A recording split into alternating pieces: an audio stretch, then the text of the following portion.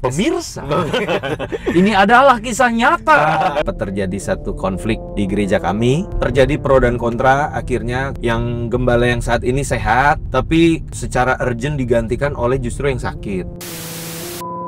Kita berminggu-minggu itu berkumpul bersama menangis. Waktu itu ya, kita pertama kali pengumuman itu disampaikan, ada salah satu pejabat kita yang kontra, dia langsung berdiri, interupsi, itu tidak bisa.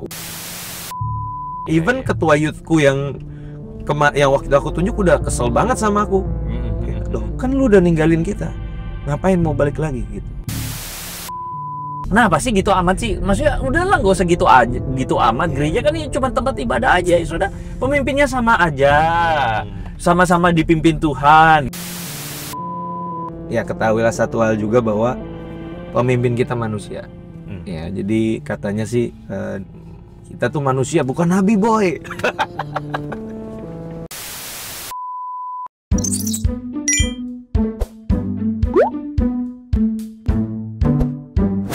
Selamat datang di channel Gereja 360, sebuah channel yang saya dedikasikan untuk membicarakan tentang gereja, di mana tempat ini menjadi tempat di mana gereja itu kita harapkan bertransformasi menjadi sebuah tempat yang dirindukan agar banyak orang mengalami transformasi.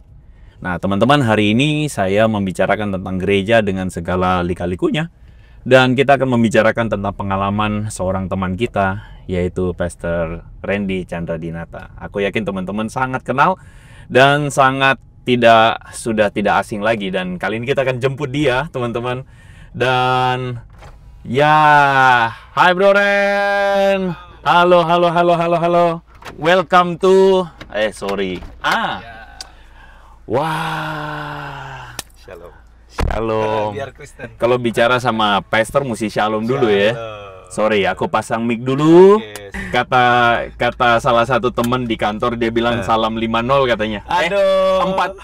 4 sehat 5 sempurna katanya. Aduh. Begitu. Jadi gua pikir lu pakai baju Juventus. Kalau lu Juve, gua nggak jadi naik tadi.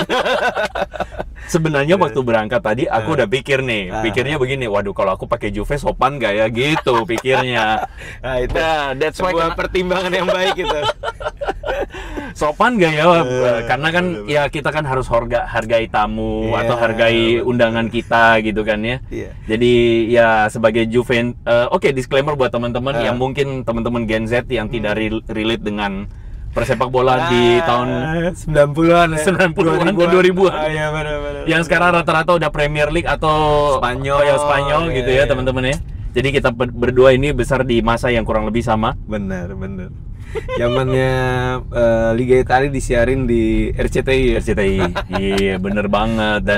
Dan zamannya dimana rivalitas terjadi luar biasa. Entah kenapa kita berseberangan. Iya, Juve dan Inter. Iya, betul. Dan karena jadi Newcastle, tahu dong filosofinya apa? Apa tuh? Nih Newcastle, gue pakai Newcastle, bukan Juve nih. Oke.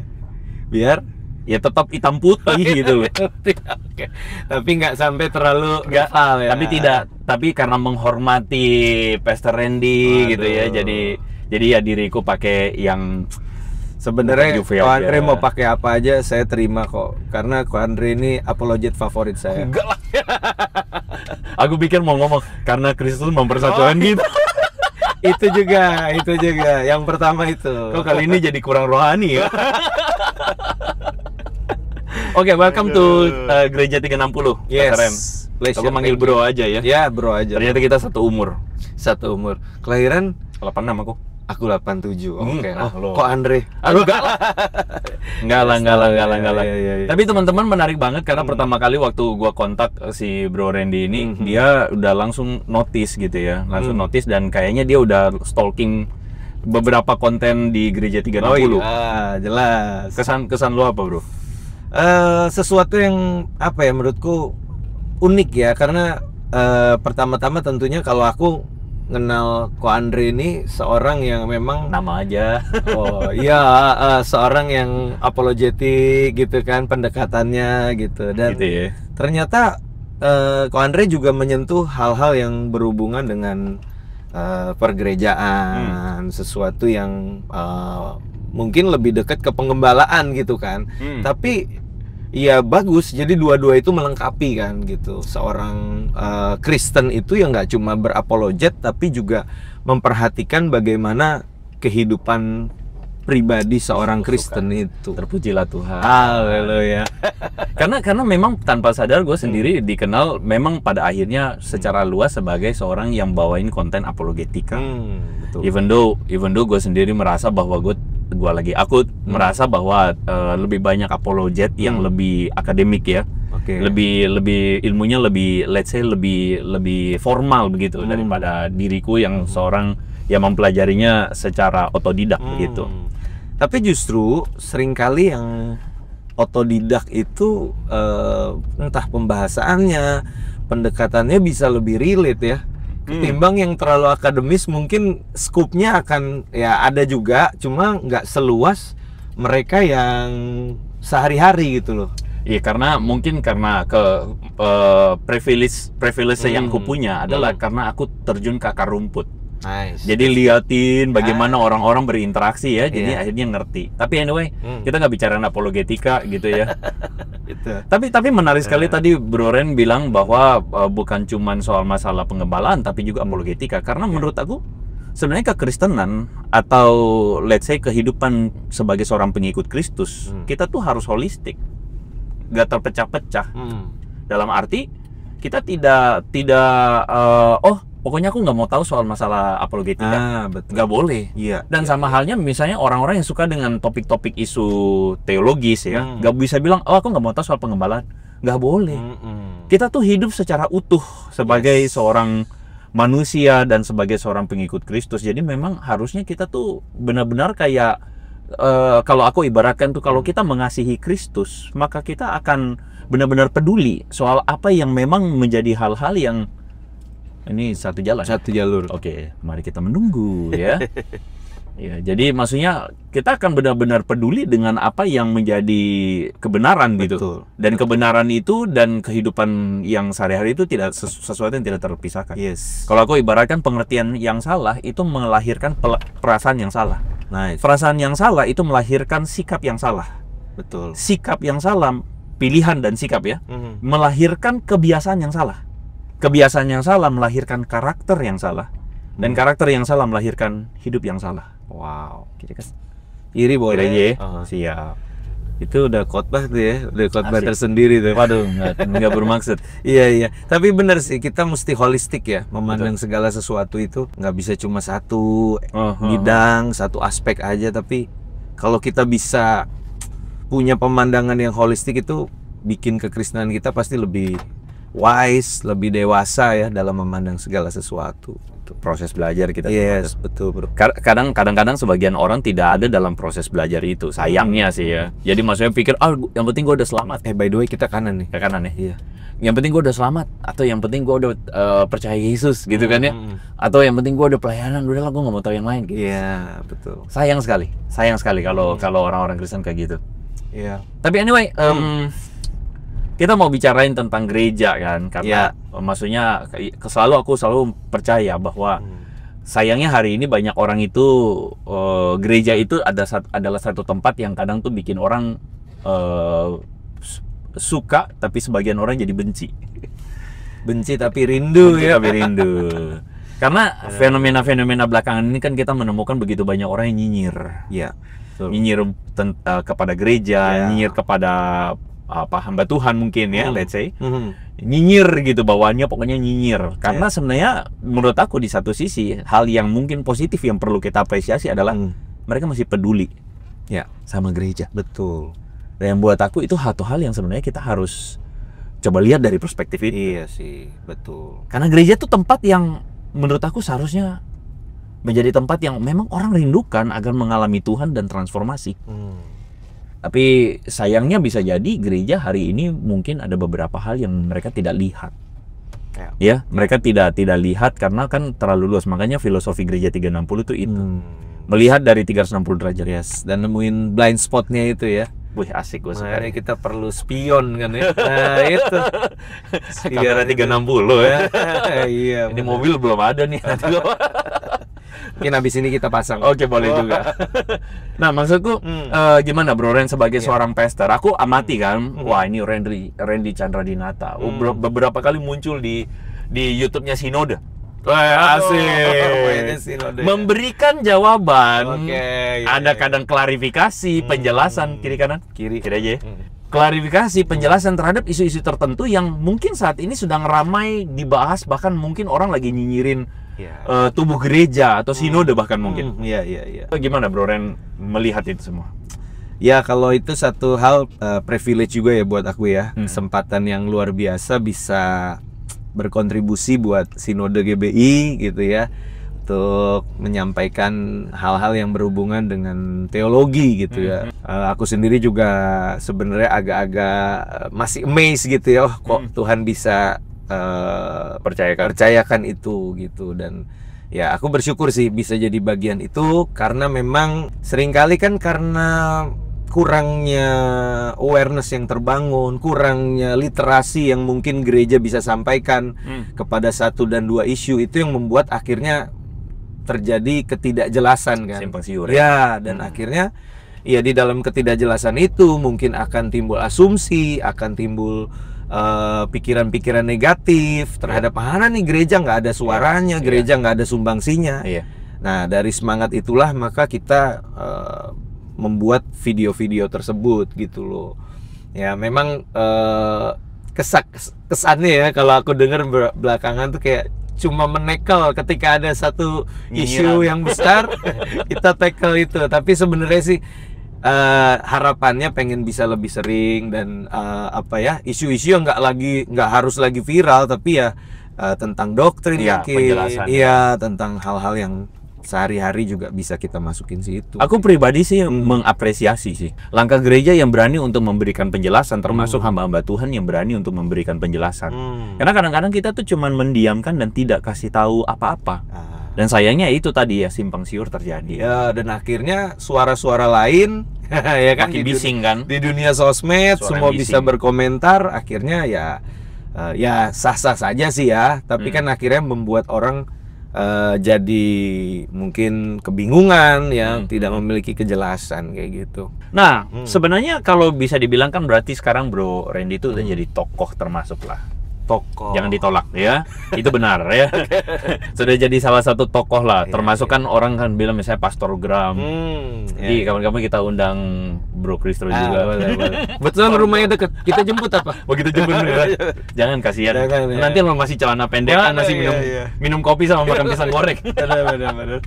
Nah jadi maksudnya apakah gereja menjadi sangat begitu menyenangkan dari dulu buat Bro Randy? Apakah gereja menjadi sangat ideal dan selalu yang baik-baik saja buat Bro Randy? Nah ini masuk ke inti. Karena banyak orang hari ini ya itu tadi ya, sakit hati, nyinyir, marah. Iya. Sekali lagi kita tidak perlu untuk kemudian mengatakan oh ini kaum kepait, nggak usah. Tapi poin kita adalah kita melihat bahwa mereka sebenarnya punya satu idealisme kok. Ya. Iya nggak sih? Betul. Bahwa punya kerinduan sebenarnya, idealisme, ekspektasi terhadap sesuatu yang sebenarnya mereka kasihi gitu kan. Betul, tapi sayangnya mereka terkecewakan, kan gitu kan ya. Betul. Nah, gimana nih? Nah, jadi sebelumnya aku disclaimer dulu ya, bahwa kisah ini, kayaknya gimana banget gitu ya. Pemirsa, ini adalah kisah nyata, kejujuran.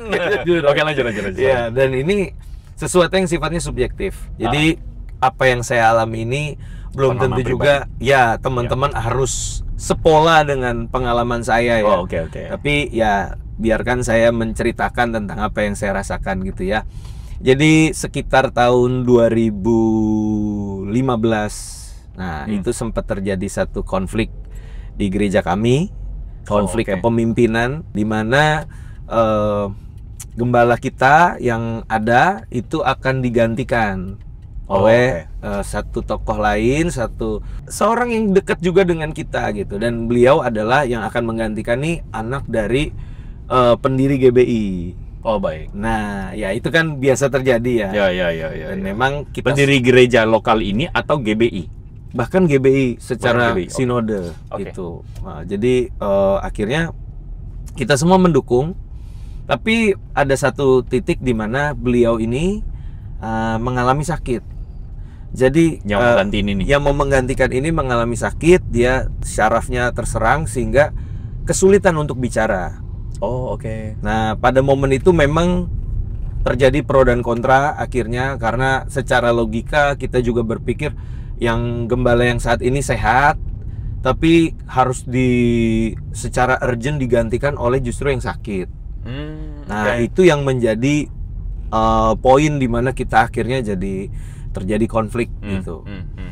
Nah, singkat cerita, saya sebagai anak muda yang sangat idealis. 15 ya, 15. 2015, 10 tahun yang lalu. Oke. Nah, Oh, wow, sudah lama ya ternyata. sudah lama, bener. Pada zaman itu kita masih pemuda-pemuda idealis Iya, ya. bener. Sampai sekarang masih sih. Oh iya. Cuma udah lebih Sometimes kadang aku sekarang udah merasa bapak-bapak.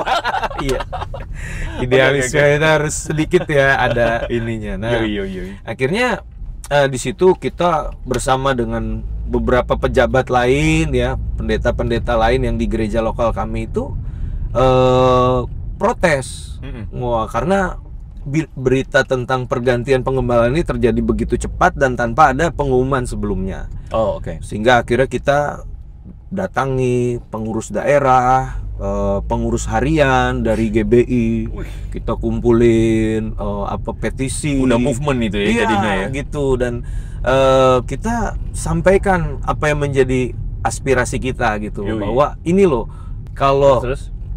ini dibiarkan terjadi, maka pasti akan terjadi perpecahan di dalam gereja kita. Iya. Dan terlebih lagi kan bicara tentang kesehatan, kesehatan fisik itu kan sudah terlihat gitu loh. Bahwa sepertinya tidak memungkinkan. Tapi ya pada akhirnya itu semua harus terjadi, bro. Gitu. Keputusan tetap gitu. Berjalan gitu. Dan sekalipun aku pribadi di luar dari masalah ini, hubunganku dengan calon gembala yang baru ini sangat baik, bro. Oke. Jadi beliau itu sering mention namaku dari mimbar. Ibaratnya kalau anak youth dan seorang yang bisa jadi teladan untuk youth, ini loh Randy Chandra Dinata gitu. Beliau selalu mengatakan demikian, dan saya pun menganggap beliau itu seperti orang tua rohani juga gitu loh. Jadi selain saya sudah sebelum melakukan yang sampai ke BPD dan sebagainya, saya sudah coba pendekatan secara personal. Jadi aku tuh pernah datang sekali waktu ke ruangannya, dan aku mulai sharing bahwa ini loh, hati aku seperti seorang anak yang lagi ngobrol sama papanya.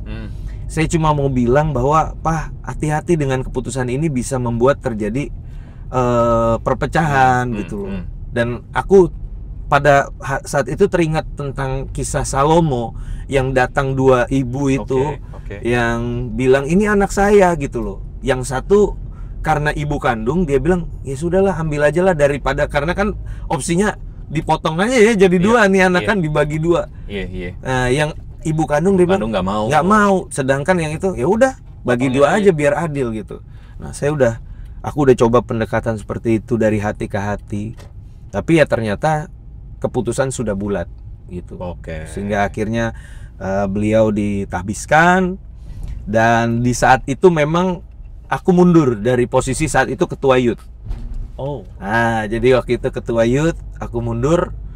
Aku jorokin seseorang ya, mungkin kalau nanti ada namanya Nicul, dia nonton, nah halo Cul.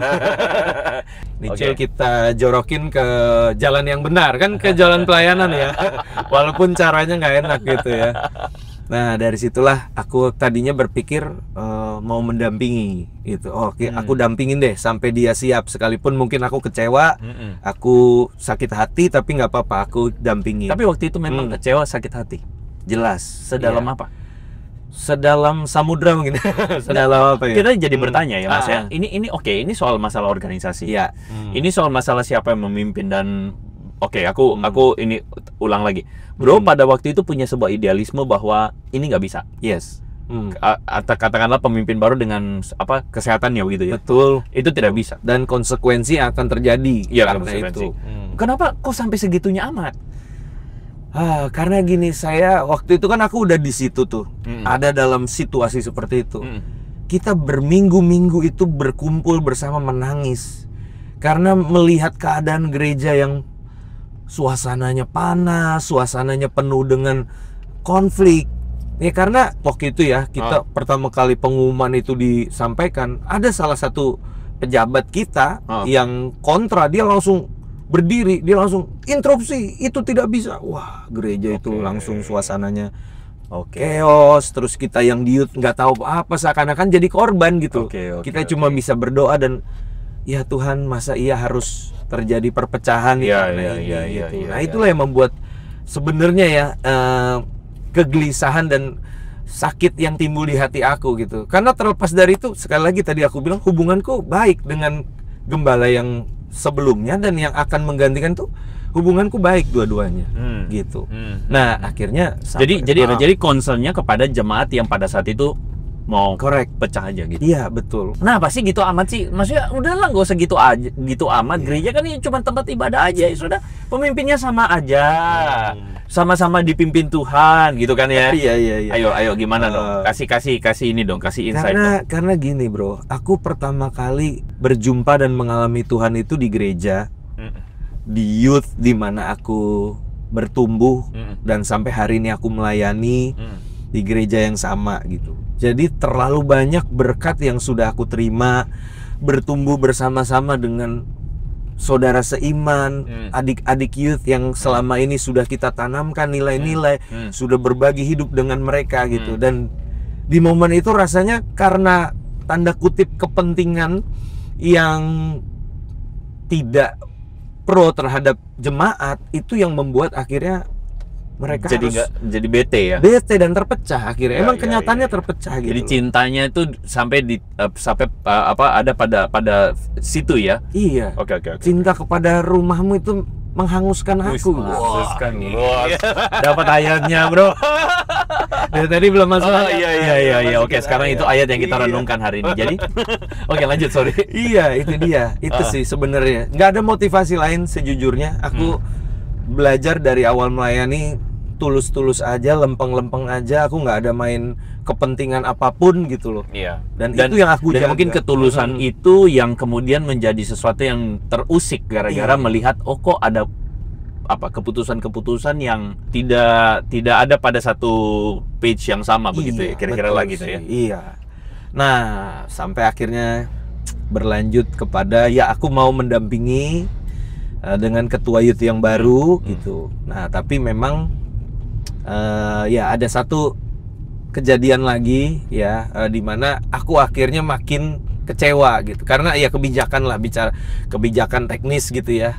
Karena aku ya jujur, karena aku terluka, jadi responnya tuh jelek banget. Langsung jelek gitu. ya? Iya, aku langsung. Itu menarik tuh. Karena terluka responnya udah pasti jelek. Yes. Oke, gitu. lanjut. Bener-bener. Jadi ke-trigger aja pokoknya trigger, betul tuh bahasa anak zaman sekarang. Trigger gue langsung. Dan saat itu aku pamit. Jadi aku ingat malam minggu, aku udah janjian ketemu sama ketua youth, ketemu sama ketua kategorial tuh. Ketua kategorial tuh yang membawahi sekolah minggu, remaja, pemuda. Kita ketemu berikut juga dengan gembala yang baru itu. Wow. Disitulah aku mundur. Aku mohon diri untuk pamit dan mulai minggu, karena Sabtu tuh aku bilang minggu aku udah nggak datang lah. Iya, nggak datang dan aku meletakkan lah segala tanggung jawabku gitu. Itu Sabtu. Minggunya bro, ini yang menarik. Anak aku sakit dan harus rawat inap. Hari Minggu. Oke. Jadi gini, kelar dari izin itu, aku pergi makan. Self reward lah ya. Habis ngomong sesuatu yang penting kan, self reward. Makan sama istri sama anak gitu. Ya udah selesai makan, kok anakku sakit. Rawat inap. Dan rawat inap itu seminggu lamanya. Oh, lama. Di situ aku dampingin dong anak sakit. Ya udah aku gantian sama istri gitu kan. Terus? Seminggu anakku sembuh, aku yang sakit. Nah memang selama jagain itu sudah berasalah kurang fit gitu kan. Tapi akhirnya sakit. Lalu cepet-cepet aku ke IGD kan, karena di situ kan masih di rumah sakit. Aku tanya, dok, aku jadi aku nih yang sakit. Setelah diperiksa katanya diagnosanya, oh ini gejala tifus pak. Oh gitu, ya udah istirahat aja di rumah, nih minum obatnya. Hmm. Seminggu aku minum obat, jadi udah seminggu sakit nemenin si Domi, anakku yang pertama tuh. Yang kedua katanya gejala tifus, jadi udah 2 minggu nih. Lewat 2 minggu ini nggak ada perubahan, aku masih tetap sakit. Sakitnya tuh badan lemes, keringet dingin, mau aktivitas nggak kuat pasti langsung rebahan gitu. Pindah dokter, kita cari dokter lain dan dibilang nama dokternya lucu, namanya Prof Joko Widodo. Ya, ini tidak ada hubungan ya. Tidak ada hubungan. Namanya sama. Ya. Iya, Disclaimer. Nah, akhirnya beliau bilang, oh ini kayaknya ada bakteri di pencernaan nih, katanya. Nih minum obat lagi gitu. Oke, minum obat lah selama seminggu. Tidak ada perubahan. 3 minggu berjalan tidak ada perubahan. Sampai akhirnya satu waktu dapat referensi dokter dari Om Robert, Tante Lea tuh, gembalanya Kristo di New Wine. Ya betul, namanya Dokter Gunawan. Ternyata Dokter Gunawan nih belakangan viral bro, yang waktu Deddy Corbuzier itu kena COVID dan hampir lewat. Nah, Dokter Gunawan lah yang nanganin si Deddy. Ya, dan akhirnya aku dirujuk ke sana. Ya udah datang, lihat. Belum sampai diagnosa sih, cuma dia emang orangnya sangat jujur kayaknya ya. Terus terang banget dia bilang, jadi aku diantar papa mama sama papi mami diantar. Terus dokter ini bilang, Pak, kalau lihat dari gejalanya ini, mohon maaf ya, paling parah ini anak bapak bisa cancer katanya. Berita yang sangat menghebohkan. Papi mami panik, ya kan, mami udah nangis-nangis, istri nangis-nangis, ciciku nangis-nangis, istrinya Kristo gitu kan. Dan aku masih belum bisa mencerna kok tiba-tiba gini beritanya ya gitu. Nah, singkat cerita, malam itu berlalu dengan begitu penuh dengan drama gitu ya. Besoknya akhirnya kita cek lah lab, semua lengkap segala macem. Puji Tuhan hasilnya bukan cancer ya. Soalnya itu tadi diagnosa gejala aja ya. Ya, dan itu belum sampai diagnosa lah. Ya, dia cuma data lihat ya gitu, dan simptom aja. Dan akhirnya dari hasil itu dikasihlah obat sama Dokter Gunawan. Puji Tuhan obatnya manjur. Seminggu aku makin hari makin pulih dan akhirnya sehat kembali. Nah, di masa 3 minggu itu aku bergumul sama Tuhan. Aku bilang, kenapa Tuhan kok sakit seperti ini gitu loh. Apa sih rencana Tuhan gitu. Dia nih jelas satu hal yang aku yakin betul saat itu, aku nggak pakai nanya Tuhan, pure emosi. Jadi waktu aku pamit itu nggak ada tuh yang kayak aku doa dulu ya, aku puasa dulu ya, enggak, bener-bener marah. Dan akhirnya keluarlah. Udah keluar aja. Iya. Nah, setelah aku bergumul dan ada satu impresi kuat di hatiku yang dimana Tuhan mengingatkan bahwa emang ada yang suruh kamu keluar dari situ. Iya. Emang kamu udah selesai di situ. Dan dari situlah aku belajar untuk taat sama pimpinan Roh Kudus, suara Tuhan yang ada di hati aku. Sehingga 4 minggu nggak datang ke gereja, minggu kelimanya aku tebelin muka untuk datang lagi. Dan itu berita aku sudah mundur itu sudah menyebar luas di seluruh pelosok gereja lokalku. Dan waktu aku muncul, semua sudah seperti melihat, sebagian besar ya, seperti melihat hantu gitu ya. Dari ujung rambut ke ujung kaki diperhatikan gitu. Kayak mereka mungkin bertanya-tanya, kan lu udah pamit, lu udah cabut dari sini, ngapain balik lagi gitu. Even ketua youthku yang waktu aku tunjuk udah kesel banget sama aku. Kayak, loh, kan lu udah ninggalin kita, ngapain mau balik lagi gitu. Nah, tapi karena impresinya begitu kuat bahwa memang aku harus bertahan di situ, akhirnya aku terus berjuang konsisten, tetap hadir sekalipun awalnya dicurigai, awalnya dipandang sesuatu yang negatif, tapi aku belajar taat. Dan di momen itu pasti gak enak banget. Maksudnya dalam arti kan udah jatuh kata ya, dan banyak orang kan gengsi juga ya. Bener. Gila, gue udah ngomong mundur masih gue balik gitu ya.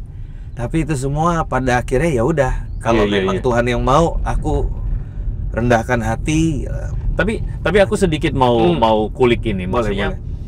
ada banyak orang itu jujur-jujur ya, maksudnya ada satu sikap yang kadang orang tuh tidak punya sebagai seorang Kristen. Serius berdoa dan bergumul di hadapan Tuhan. Ya. Karena sebagian orang tuh menjadikan kekristenan itu hanya sekadar sebagai sebuah pengetahuan belaka. Iya kan? Dan pada akhirnya ketika dalam kehidupan sehari-hari, perjalanan dia dan pilihan hidup dia sometimes itu tidak perlu lagi sungguh-sungguh tanya Tuhan. Apalagi kalau udah punya mau gitu ya. Iya. Udah sakit hati, kecewa. Waduh, iya. Iya, itu yang aku selalu bilang bahwa kadang-kadang orang Kristen jadiin Tuhan tuh jadi ban serep. Benar. Kalau udah jadi masalah baru keluarin ban serepnya. Tapi kalau nggak ada jadi masalah, bodo amat. Lu duduk aja di belakang, gue yang nyetir gitu. Bener sih. Iya lagi gitu ya. Anak zaman sekarang tuh. Aduh, bener bro. Iya lagi. Dan memang ya itu, tapi itu menarik loh. Maksudnya perjalanan itu tuh kayak itu tuh sesuatu yang pada akhirnya membuat kita tuh, it's not about me. It's about God, about the Holy Spirit yang memimpin aku untuk berjalan kemana nih gitu. Iya, betul banget. Lanjutkan. Dan ya aku pikir itu jadi satu momen yang di satu sisi menyakitkan, tapi di momen yang lain itu juga menjadi sebuah fondasi iman juga sih buat aku pada akhirnya gitu. Malu nggak sih? Sampai hari ini enggak. Waktu itu malu? Nggak Enggak. Momen di tengah jemaat. Iya. Jelas malu. Tapi maksudnya semua proses yang aku lewati itu aku tidak menyesalinya sampai hari ini. Bahkan aku bersyukur. Oke. Even demo-demo tanda kutip itu, aku rasa itu adalah keputusan yang benar yang aku harus ambil gitu loh. Pada saat itu, ketika harus diperhadapkan dengan pilihan itu, aku harus memperjuangkan apa yang aku anggap sebagai benar. Itu tidak aku sesali sama sekali. Tadinya aku mau tanya, kalau misalnya ada orang yang melakukan, misalnya you can speak with you in the past, ya, bisa bicara dengan diri sendiri pada waktu yang lampau. What would you say? Bro, dek, gua, iya. gua, kayak melakukan hal yang sama ini ya, mesin waktunya Doraemon gitu. Iya. Gua akan bilang, dek, sabar ya, gaskan terus dek. Habis sabar, gaskan terus. Bener, Iya, dalam hal memperjuangkan itu ya. Oke. Aku aku berharap anak-anak muda pun jangan juga jadi orang yang punya submission yang buta. That's good. Jadi kalau pemimpin bilang wah semua suara pemimpin suara Tuhan, that's not correct menurutku. Kita harus tinjau kembali, kita harus uji kembali sesuai nggak dengan firman Tuhan, sesuai nggak dengan kepentingan bersama gitu loh. What if? Bagaimana kalau misalnya dua kelompok, dua kubu sama-sama pakai ayat? Nah, gimana tuh? Oh, perang ayat gitu ya? Iya, perang ayat nih, perang teologi nih jadinya nih, gitu. Gimana tuh? Kita harus meninjau dari sisi hermeneutiknya. Gua nggak bisa ngomong.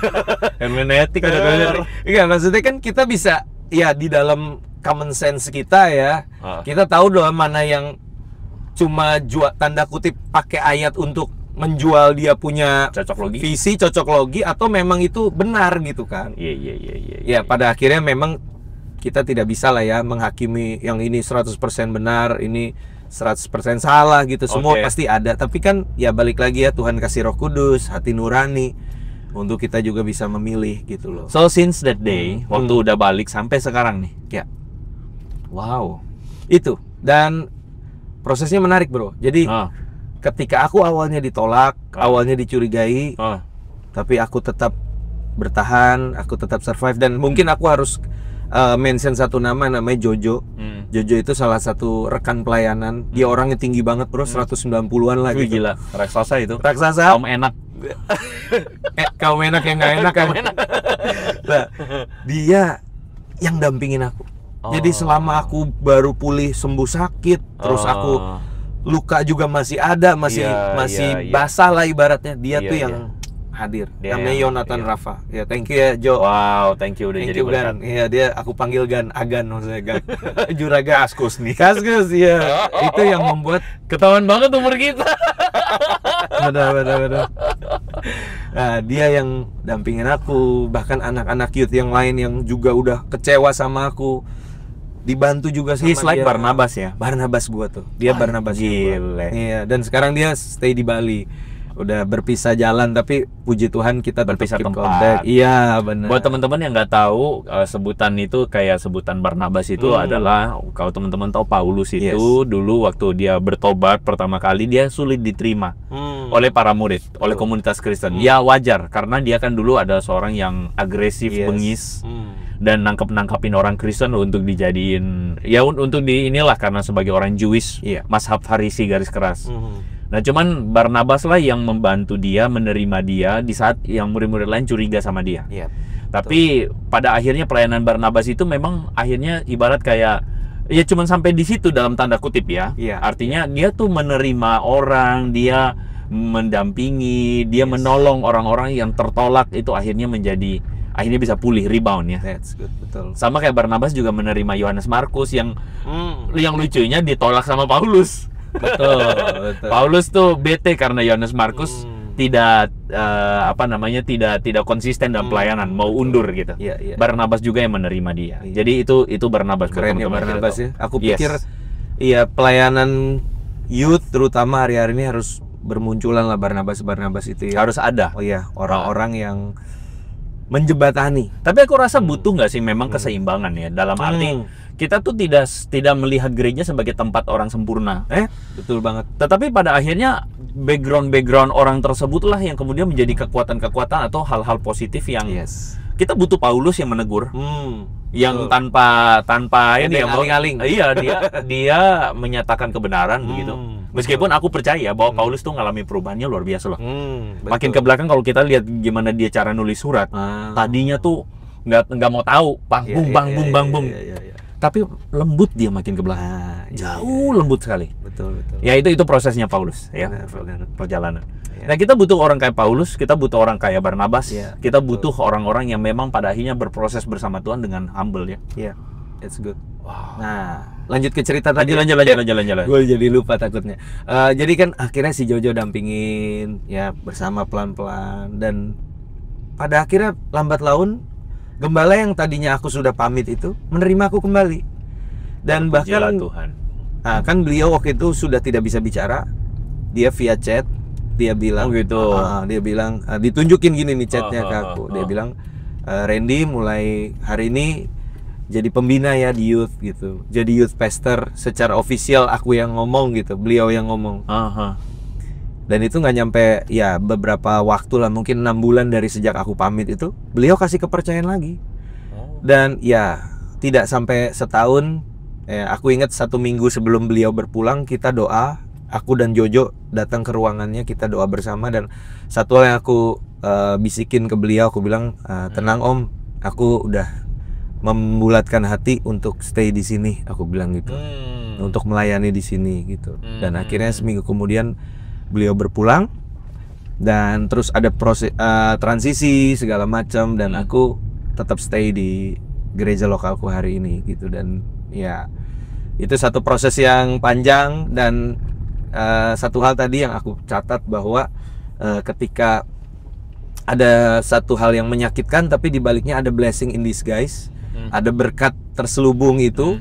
Dan akhirnya apa? Ketika ada anak-anak muda yang datang cerita, aku bisa share juga pengalamanku ini, dan mereka akan ya punya relate lah. Yes, dan akhirnya menimbang-nimbang, iya ya, apakah ini isu ini harus aku langsung kita sikat langsung, kita lawan langsung, atau jangan-jangan enggak juga kok, ini masih bisa dibicarakan, ini masih bisa dipertimbangkan dan sebagainya. Karena aku pribadi jujur bro, untuk hal yang nggak prinsip, aku bukan orang yang idealis terus beda dikit sama mauku aku sikat, aku hajar, enggak. Aku tuh ngikut aja. Oh ya, maunya gini, oke, selama nggak bertentangan dengan apa yang dianggap prinsip, sok gitu. Tapi kalau udah prinsip ya harus fight buat itu gitu. Wow. Demikian kisah hidup. Tapi gini ya, maksudnya pada akhirnya sometimes ya, konflik itu malah bikin kita makin strong dalam mengasihi gereja, nggak sih? Oh iya, jelas.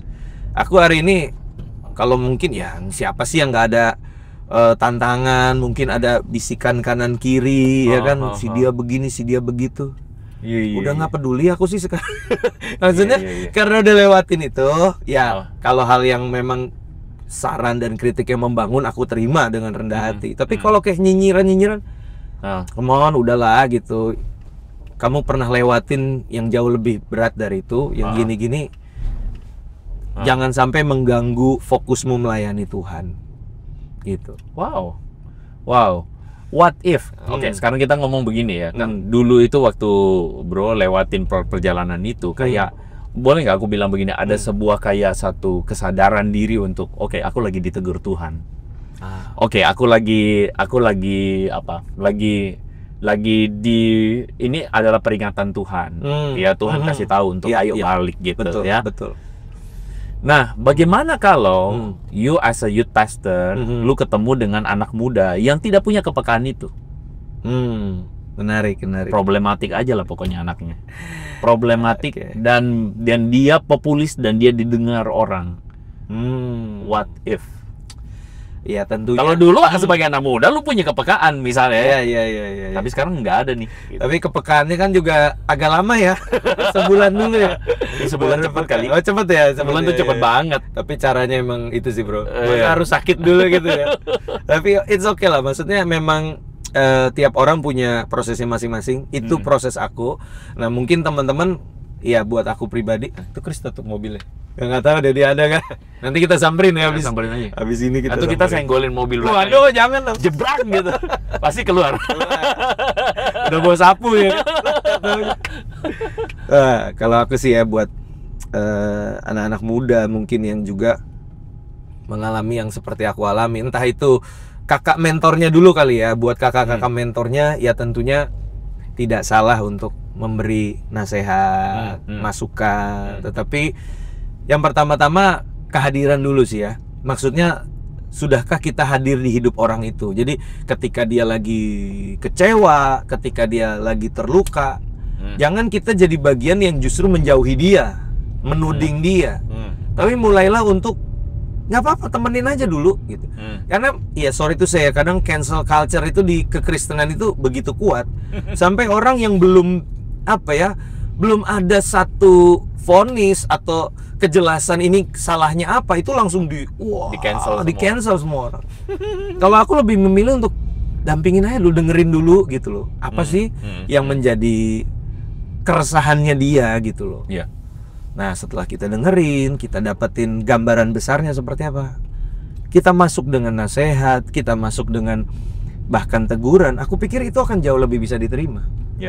Ketimbang kita belum ada intro apa-apa langsung sikat. Nah itu kan akhirnya membuat mereka bukannya sadar, malah menjauh, malah makin gak suka, gak suka sama gereja gitu loh.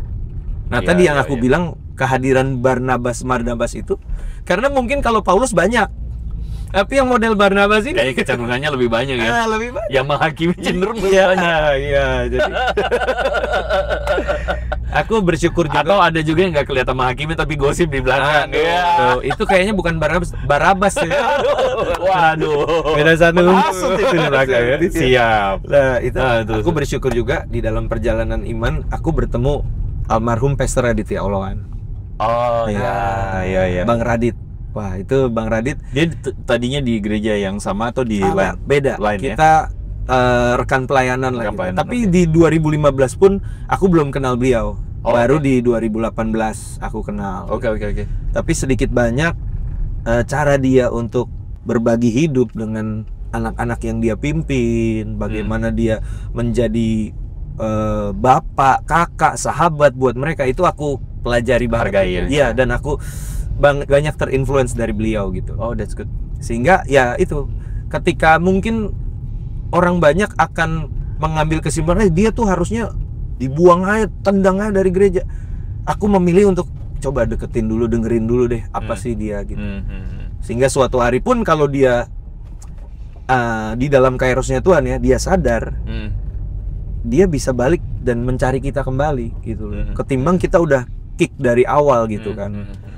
Nah, aku pikir itu ya yang buat kakak-kakak pembina, mentor dan sebagainya. Aku tertariknya begini hari ini ya. Yang aku amati anak-anak muda kita hari ini nih, kalau aku tadi kalau mau ambil penggalan yang lu bilang tadi. jangan apa-apa lu dengar pemimpin semua pasti benar. Lu mesti uji lagi dan sebagainya. Which is for me itu adalah mentalitas yang seharusnya. Tapi anak-anak muda hari ini sometimes mereka kayak tidak merasa butuh-butuh banget untuk memperjuangkan itu. Pilihannya banyak kok. Gue pindah aja lain gereja. Iya. What would you say about it?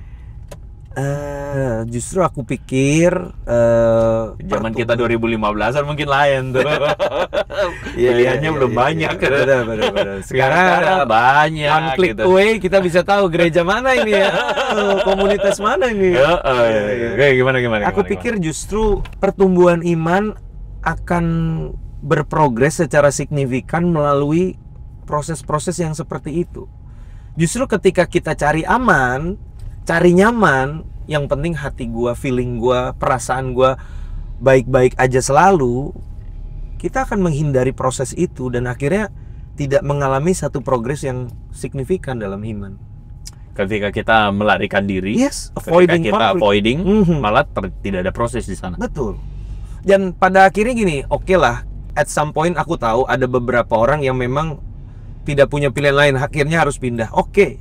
Tetapi untuk sampai di titik itu, proses seperti apa yang engkau sudah perjuangkan?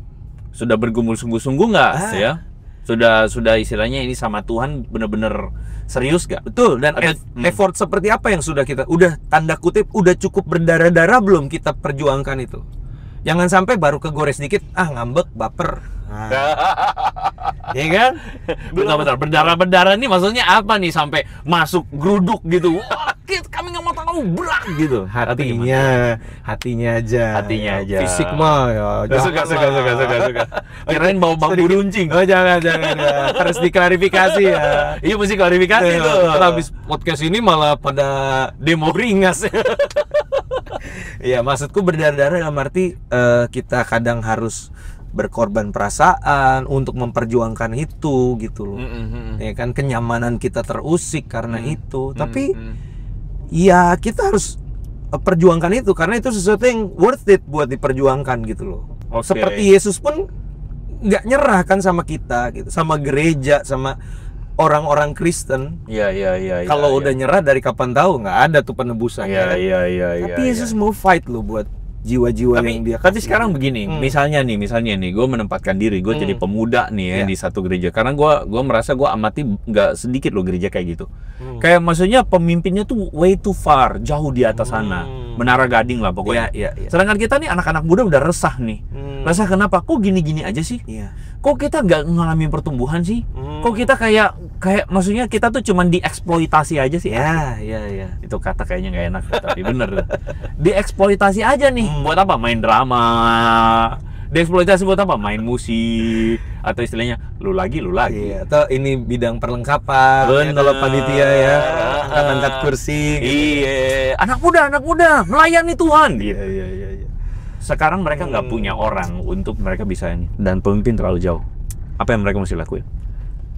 Ini sebenarnya harus jadi satu sesi tersendiri lagi nih. Aduh.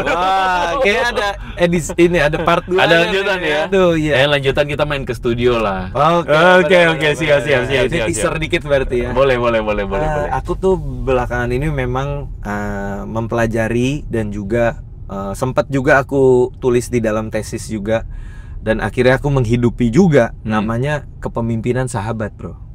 Friend leadership.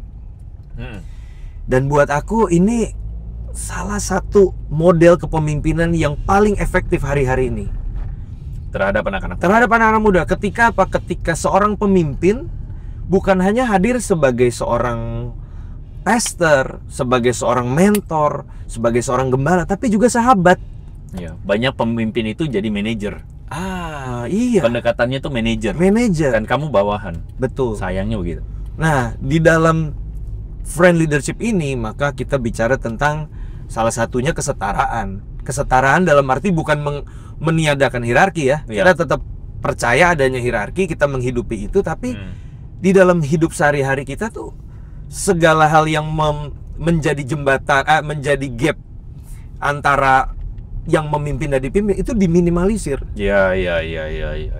Dari situ kita belajar mendengar, kita belajar mengerti. as a friend. Kalau ada pemimpin begitu mah enak. Iya, justru. Lu kalau jadi pemimpinnya, kalau kagak ada lu gimana nih? Nah, itu. Anak muda nih gue nih. Gue bete nih, gue marah nih, gimana? Ya udah pindah aja gerejanya Randy Chandra Dinata. Waduh, jangan dulu ya.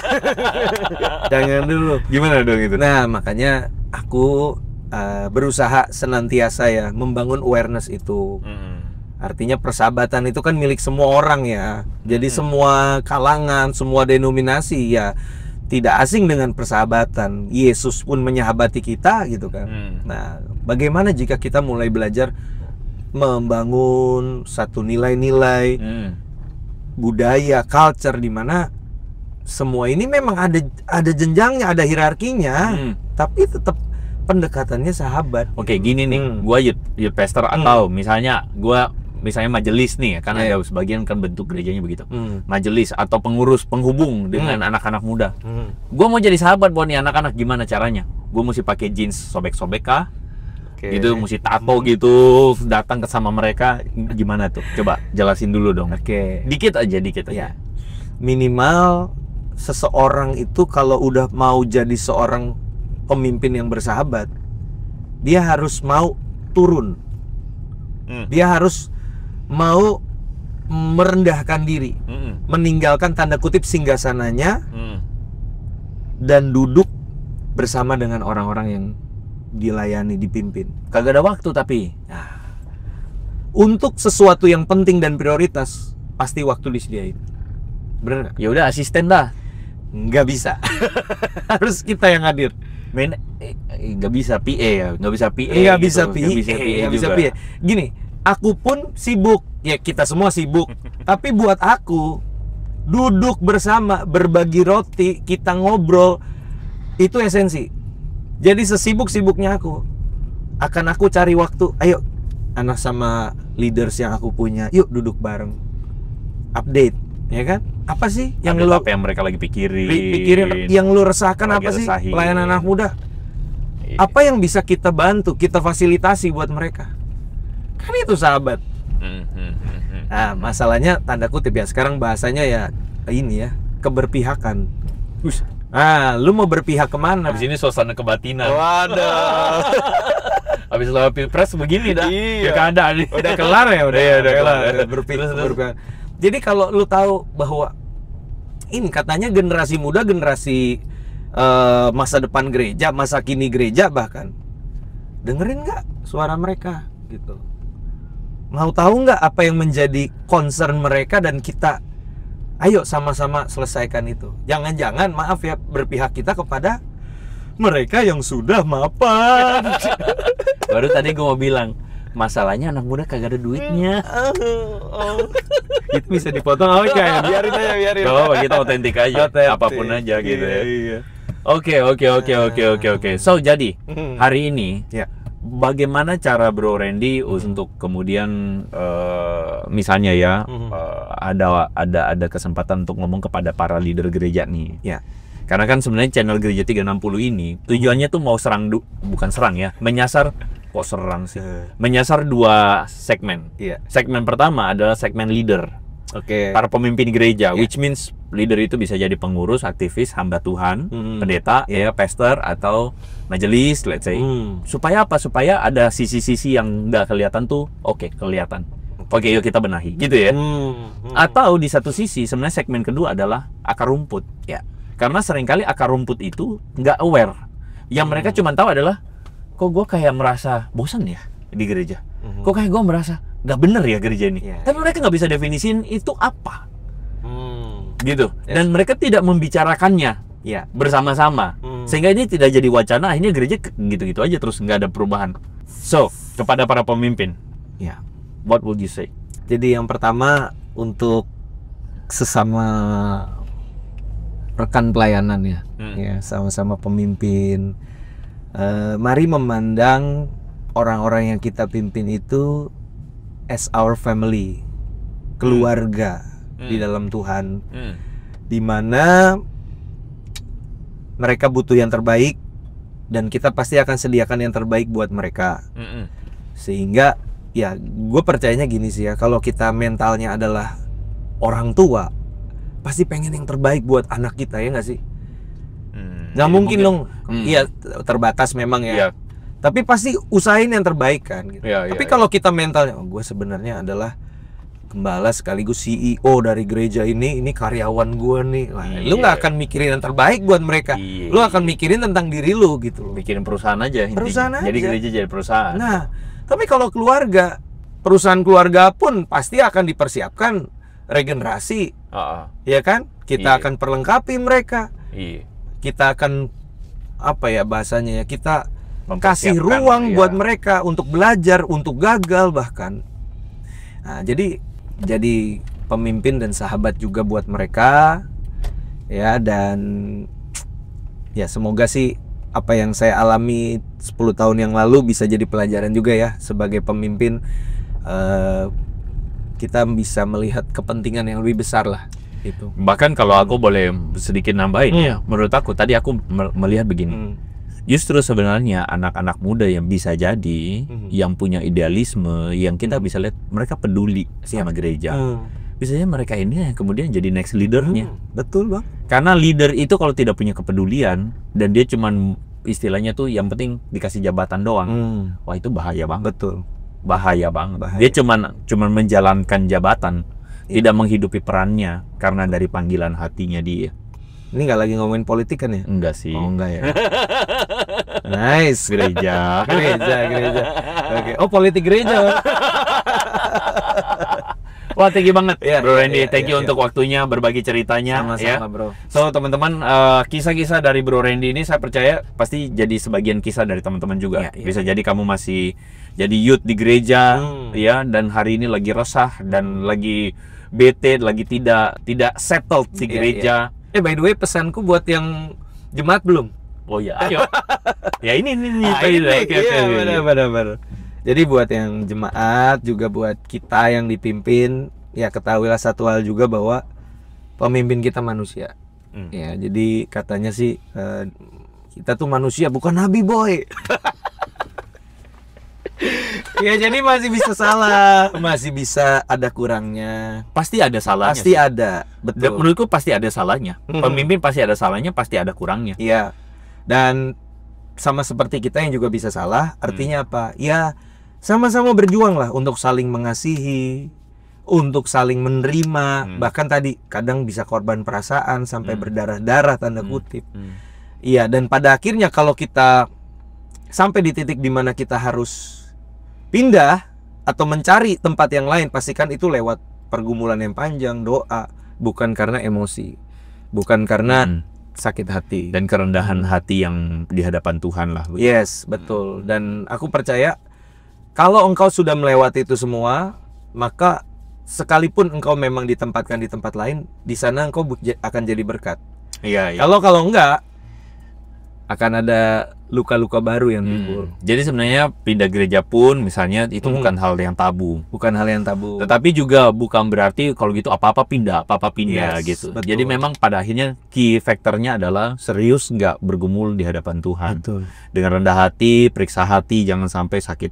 Semuanya tuh cuma digerakkan oleh sakit hati doang, Betul. kemarahan doang gitu kan ya. Belajar dari Koko deh. Ngomong ke 10 tahun lalu. Oh iya, itu benar. Thank you Bro Randy untuk berkatnya. Thank you untuk Sama-sama, bro. blessingnya. Thank you Gue so percaya much. pasti jadi berkat buat Amin. banyak orang. Amin. Nah teman-teman, kalau misalnya teman-teman mengalami perasaan pergumulan yang sama, silakan teman-teman tuliskan apa yang terjadi di kolom komentar. Dan juga mungkin teman-teman merasa ada satu hal yang terjadi di gereja, teman-teman relate banget, please tuliskan. Dan kita jadikan ini sebagai sebuah konten yang dibicarakan. Iya. Dibicarakan oleh orang-orang atau dibicarakan karena transformasi itu dimulai dengan bagaimana kita menggumulkannya serius. That's good. Kita nggak menggumulkannya serius, nggak akan pernah transformasi terjadi. betul. Dan menggumulkan itu adalah kita mesti membicarakannya dengan rendah hati. Dan kita berbagi, bertanya, karena sometimes kita bisa salah. Betul. Kita bisa tanya sama teman-teman yang lain, gimana menurut lo? Gimana menurut lo? So semoga transformasi terjadi di gereja. Amin. Dan kita ketemu lagi di gereja 360 konten yang lain. Tuhan berkati. God bless. Bye bye.